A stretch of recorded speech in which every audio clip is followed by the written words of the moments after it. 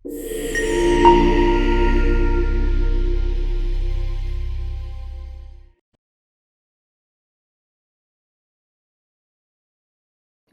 കഥകൾക്കായി ഈ channel subscribe ചെയ്യാൻ മറക്കാതിരിക്കുക. നിങ്ങളുടെ പ്രോത്സാഹനം ഞങ്ങൾക്കേറെ വിലപ്പെട്ടതാണ്. വിക്രമാദിത്യൻ ഉത്തരം പറയുന്നതിന് മുൻപ് വേതാളം പറഞ്ഞു തുടങ്ങി.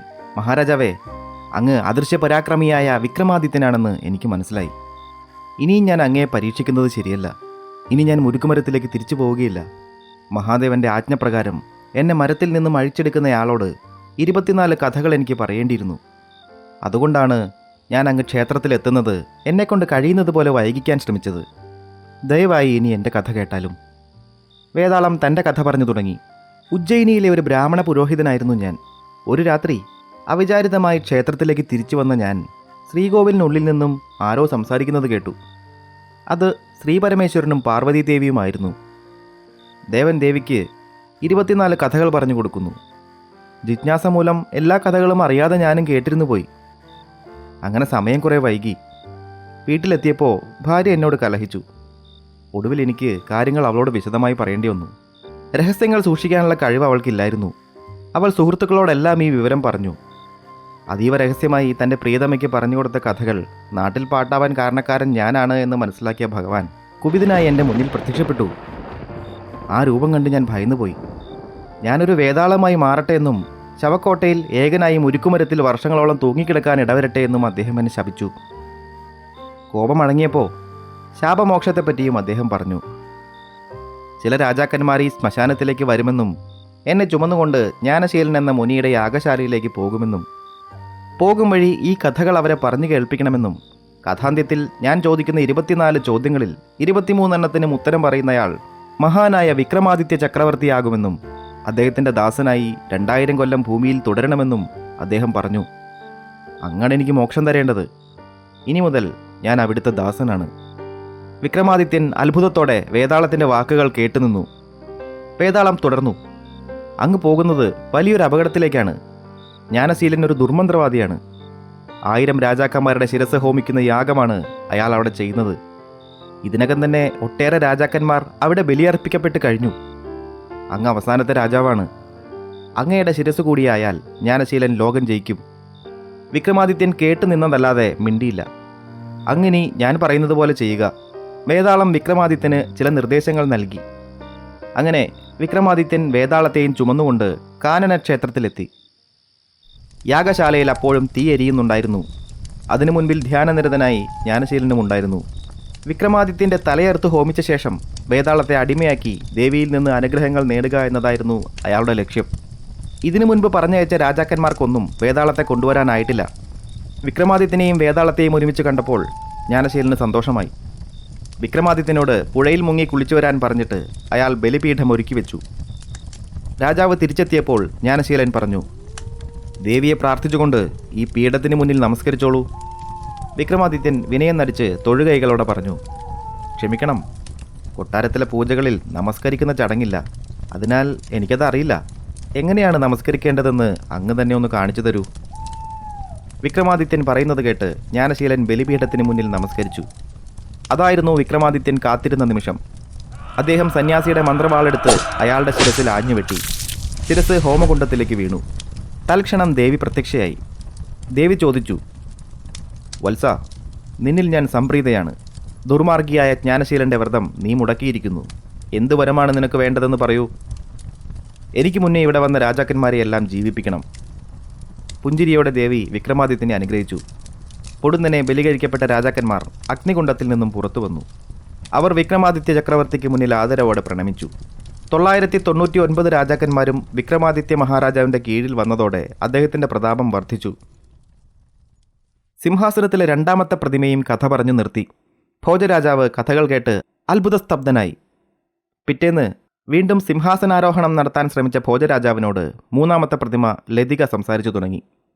അല്ലയോ ഭോജരാജാവേ, ഇത്രയൊക്കെ കേട്ടിട്ടും ഇനിയും ഇതിലിരിക്കാനുള്ള അർഹത അങ്ങേക്കുണ്ടെന്നാണോ വിചാരിക്കുന്നത്? മന്ത്രവിദ്യകളിലും ആയോധന കലകളിലും ബുദ്ധിസാമർഥ്യത്തിലും നിപുണനായ ഞങ്ങളുടെ ചക്രവർത്തി വിദർഭ രാജ്യത്തെ രാജാവിൻ്റെ മകളെ വരിച്ച കഥ അങ്ങേക്ക് കേൾക്കണമെന്നുണ്ടോ? ഭോജരാജാവ് ആവേശത്തോടെ പറഞ്ഞു, തീർച്ചയായും, ആ കഥ പറയൂ. ലതിക കഥ പറഞ്ഞു തുടങ്ങി. ഉജ്ജയിനിയിൽ മഹാപ്രതാപിയായ ഒരു ബ്രാഹ്മണന് വളരെ കാലത്തെ പ്രാർത്ഥനയ്ക്കും വഴിപാടുകൾക്കും ശേഷം ഒരു മകനുണ്ടായി. ആ മകനെ അദ്ദേഹം വളരെയേറെ സ്നേഹത്തോടെ വളർത്തി. കുട്ടിയുടെ ആഗ്രഹപ്രകാരം ഒരിക്കൽ അയാൾ അവനെയും കൂട്ടി സമുദ്ര സ്നാനത്തിന് പോയി. കുളിച്ചുകൊണ്ടിരിക്കുന്നതിനിടയിൽ ഒരു വലിയ മത്സ്യം അവനെ വിഴുങ്ങിക്കളഞ്ഞു. ബ്രാഹ്മണൻ ഞെട്ടിപ്പോയി. അലമുറയിട്ടുകൊണ്ട് അയാൾ വിക്രമാദിത്യൻ്റെ മുന്നിലെത്തി സങ്കടമുണർത്തിച്ചു. വിക്രമാദിത്യൻ ഈ വിഷയം അനുജനായ ഭട്ടിയുമായി കൂടിയാലോചിച്ചു. ഭട്ടി പറഞ്ഞു, ഏട്ടാ, അങ്ങ് വാഴുന്ന ഈ ഉജ്ജയിനിയിൽ കുഞ്ഞുങ്ങൾ ആയുസെത്താതെ മരിക്കുന്നത് നിർഭാഗ്യകരമാണ്. കുട്ടിയെ കണ്ടെത്തണം. കേട്ടിടത്തോളം ഇത് വിചിത്രമായൊരു കാര്യമാണ്. അങ്ങേക്കല്ലാതെ മറ്റാർക്കും ഈ സമസ്യയ്ക്ക് ഉത്തരം കണ്ടെത്താൻ കഴിയുമെന്ന് തോന്നുന്നില്ല. മാത്രമല്ല 6 മാസത്തെ സിംഹാസനകാലം കഴിഞ്ഞിരിക്കുന്നു. ഇനിയുള്ള 6 മാസം സഞ്ചാരകാലമാണ്. ഭട്ടി പറഞ്ഞ കാര്യങ്ങൾ മനസ്സിൽ വെച്ചുകൊണ്ട് വിക്രമാദിത്യൻ ബ്രാഹ്മണനോട് പറഞ്ഞു, ഒന്നുകൊണ്ടും ഭയപ്പെടണ്ട. ഇനിയുള്ള 6 മാസം എനിക്ക് സഞ്ചാരകാലമാണ്. ഞാൻ തിരികെ വരുമ്പോൾ എൻ്റെ ഒപ്പം നിങ്ങളുടെ മകനുമുണ്ടാകും. അതുവരെ നിങ്ങൾക്ക് ഇവിടെ കഴിയാം. അനുജൻ ഭട്ടിയാവും രാജ്യകാര്യങ്ങൾ നോക്കുന്നത്. നിങ്ങൾക്ക് വേണ്ടതെല്ലാം അവൻ ചെയ്യും. വിക്രമാദിത്യൻ ബാലനെ രക്ഷിക്കാനായി പുറപ്പെട്ടു. മത്സ്യത്തിൻ്റെ ശരീരത്തിൽ വിചിത്രമായി എന്തോ ഉണ്ടെന്ന് മനസ്സിലാക്കിയ വിക്രമാദിത്യൻ ബാലൻ ചെയ്തതുപോലെ തന്നെ സമുദ്രത്തിൽ ഇറങ്ങി നിന്നു. ഉടനെ മത്സ്യം പ്രത്യക്ഷപ്പെടുകയും വിക്രമാദിത്യനെ വിഴുങ്ങുകയും ചെയ്തു. അദ്ദേഹം കരുതിയതുപോലെ തന്നെ മത്സ്യത്തിൻ്റെ വയറ്റിൽ ഒരു വലിയ പട്ടണമുണ്ടായിരുന്നു. വിക്രമാദിത്യൻ അവിടുത്തെ തിരക്കേറിയ വീഥികളിലൂടെ ഏറെ ദൂരം നടന്നു. ഒടുവിൽ അദ്ദേഹം ബാലനെ കണ്ടെത്തി. അവൻ ബ്രാഹ്മണന്റെ മകൻ തന്നെയാണെന്ന് തീർച്ചപ്പെടുത്തിയ ശേഷം മത്സ്യത്തിൻ്റെ വയർ പിളർന്ന് ഇരുവരും പുറത്തു വന്നു. പക്ഷേ അവരെത്തിച്ചേർന്നത് വിദർഭ രാജ്യത്തെ ഒരു ദ്വീപിലാണ്. മത്സ്യത്തിൻ്റെ വയർ പഴയതുപോലെ തുന്നിച്ചേർത്ത ശേഷം വിക്രമാദിത്യൻ ബാലനെയും കൊണ്ട് കരയ്ക്ക് കയറി. വിദർഭ രാജ്യത്ത് ഒരു സ്വയംവരത്തിനുള്ള ഒരുക്കങ്ങൾ നടക്കുകയാണ്. രാജ്യത്തെ രാജകുമാരിയായ പ്രഭാവതിയുടെ വിവാഹം നടത്താൻ രാജാവ് ചിത്രാംഗതൻ തീരുമാനിച്ചിരിക്കുന്നു. 6 മാസം രാജ്യം വിട്ടു നിൽക്കേണ്ട അവസ്ഥയുള്ളതിനാൽ കുറച്ചുനാൾ അവിടെ താമസിക്കാമെന്ന് വിക്രമാദിത്യൻ കരുതി. ബ്രാഹ്മണ ബാലനെ സുരക്ഷിതമായി ഒരിടത്ത് താമസിപ്പിച്ച ശേഷം അദ്ദേഹം ഒരു രത്നവ്യാപാരിയുടെ വേഷം ധരിച്ചു. പട്ടണത്തിൽ ഒരു ചെറിയ കട വിലയ്ക്ക് വാങ്ങി അവിടെ കച്ചവടം തുടങ്ങി. വേതാളത്തെ വിളിച്ചു വരുത്തി അദ്ദേഹം വിശിഷ്ടമായ ചില രത്നങ്ങൾ വരുത്തിച്ചു. വളരെ പെട്ടെന്ന് തന്നെ വ്യാപാരിയുടെ കീർത്തി നാടെങ്ങും പരന്നു. സ്വയംവരത്തിന് വന്ന് താമസിക്കുന്ന രാജാക്കന്മാർ പോലും വ്യാപാരിയുടെ സ്ഥാപനത്തിൽ പതിവായി വന്നുപോയി. പട്ടണത്തിൽ അതിവിശിഷ്ടമായ രത്നങ്ങൾ വിൽക്കുന്ന ഒരു വ്യാപാരി വന്നിട്ടുണ്ടെന്നുള്ള വിവരം രാജാവിൻ്റെ ചെവിയിലുമെത്തി. അദ്ദേഹം വ്യാപാരിയെ വന്ന് കണ്ടു. ചടങ്ങിന് കാണിയായി ക്ഷണിക്കുകയും ചെയ്തു. അങ്ങനെ രാജാക്കന്മാർക്കൊപ്പം വിക്രമാദിത്യനും സ്വയംവര സദസ്സിൽ വന്നു ചേർന്നു. പ്രഭാവതി കയ്യിൽ വരണമാല്യവുമായി തോഴിയോടൊപ്പം രാജാക്കന്മാർക്കിടയിലൂടെ മന്ദം മന്ദം നടന്നു വരുന്നത് അവിടെ ഇരുന്നു കൊണ്ട് അദ്ദേഹം കണ്ടു. തോഴി ഓരോ രാജാക്കന്മാരെപ്പറ്റിയും പ്രഭാവതിക്ക് പറഞ്ഞു കൊടുക്കുന്നുണ്ടായിരുന്നു. എന്നാൽ ഇടയിലെപ്പോഴോ അവളുടെ കണ്ണുകൾ വ്യാപാരിയായ വിക്രമന്റെ കണ്ണുകളിലുടക്കി. അദ്ദേഹത്തിൻ്റെ പൗരുഷത്തിൽ മയങ്ങിപ്പോയ അവൾ അറിയാതെ വിക്രമാദിത്യൻ്റെ കഴുത്തിൽ വരണമാല്യം അണിയിച്ചു. ഇതോടെ രംഗം വഷളായി. ഇത്രയധികം വീരപരാക്രമികളെ വിളിച്ചു വരുത്തിയിട്ട് പ്രഭാവതി വെറുമൊരു രത്നവ്യാപാരിയുടെ കഴുത്തിൽ മാലയിട്ടത് എല്ലാവർക്കും അപഹാസ്യമായി തോന്നി. അവരെല്ലാം പ്രഭാവതിയുടെ പിതാവായ ചിത്രാംഗതനെ കുറ്റപ്പെടുത്തി. പ്രഭാവതിയുടെ ഈ പ്രവൃത്തിയിൽ അദ്ദേഹവും ആകെ വിഷണ്ണനായിരുന്നു. രാജാക്കന്മാരെല്ലാം നീരസത്തോടെ രംഗം വിട്ടു. പ്രഭാവതിയുടെ തോഴി പറഞ്ഞു, മഹാരാജാവേ, അടിയനിത് പറയാമോ എന്നറിയില്ല. എങ്കിലും കുമാരിയുടെ വിഷമം കണ്ടിട്ട് സഹിക്കാനാവുന്നില്ല. ഇഷ്ടപ്പെട്ട പുരുഷനെ വരിച്ചു എന്നല്ലാതെ കുമാരി ചെയ്തതിൽ തെറ്റില്ല എന്നാണ് എൻ്റെ അഭിപ്രായം. ഇത് കേട്ട രാജാവ് മണിയറയിൽ ഒറ്റയ്ക്കിരുന്ന് കരയുന്ന പ്രഭാവതിയുടെ അരികിലേക്ക് ചെന്നു. പ്രഭാവതി പറഞ്ഞു, അച്ഛൻ എന്നോട് ക്ഷമിക്കണം. തേജസ്വിയായ അദ്ദേഹം വെറുമൊരു രത്നവ്യാപാരി അല്ല എന്ന് ഇപ്പോഴും എൻ്റെ മനസ്സ് പറയുന്നുണ്ട്. ധീരനായൊരു രാജാവോ സിദ്ധനോ ആയിരിക്കണം. എൻ്റെ തീരുമാനം ശരിയായിരുന്നു എന്ന് തെളിയിക്കാൻ എനിക്കൊരവസരം തരൂ. ഇന്നു രാത്രി മണിയറയ്ക്ക് പുറത്തുനിന്ന് നിങ്ങളെല്ലാവരും ഞങ്ങളുടെ സംഭാഷണം കേൾക്കണം. മണിയറയിൽ 2 സപ്രപഞ്ചങ്ങൾ ഒരുക്കുക. രണ്ടിനുമിടയിലായി ഒരു തിരശീല കൂടി വലിച്ചു കെട്ടണം. ബാക്കി ഞാൻ അങ്ങയെ പിന്നീട് അറിയിക്കാം. രാജകുമാരി പറഞ്ഞതുപോലെയെല്ലാം ചിത്രാംഗതൻ ചെയ്തു. മണിയറയിൽ ഒരു തിരശീലയ്ക്ക് അപ്പുറവും ഇപ്പുറവുമായി വിക്രമാദിത്യനും പ്രഭാവതിയും ഇരുന്നു. മുറിയിലെ നിശബ്ദതയ്ക്ക് വിരാമമിട്ടുകൊണ്ട് വിക്രമാദിത്യൻ തിരശീലയോട് സംസാരിക്കാൻ തുടങ്ങി. എന്തേ, ഇതൊക്കെ കണ്ടിട്ട് വെറുമൊരു തിരശീലയായി നിനക്ക് എന്തു തോന്നുന്നു? ഇവരീ കാണിക്കുന്നത് ശരിയാണോ? സുന്ദരിയായ ഭാര്യ ആദ്യ രാത്രിയിൽ പോലും അന്യനെ പോലെ എന്നെ കണക്കാക്കുന്നു.